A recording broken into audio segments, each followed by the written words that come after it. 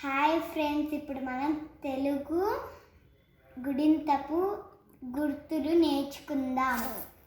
ఆ ఆ తలకట్టు, ఆ దీర్ఘము, ఈ గుడి, ఈ గుడి దీర్ఘం, ఊ కొమ్ము, ఊ కొమ్ము దీర్ఘం, రుత్వం, ఋతు దీర్ఘం, ఏత్వం, ఏత్వం,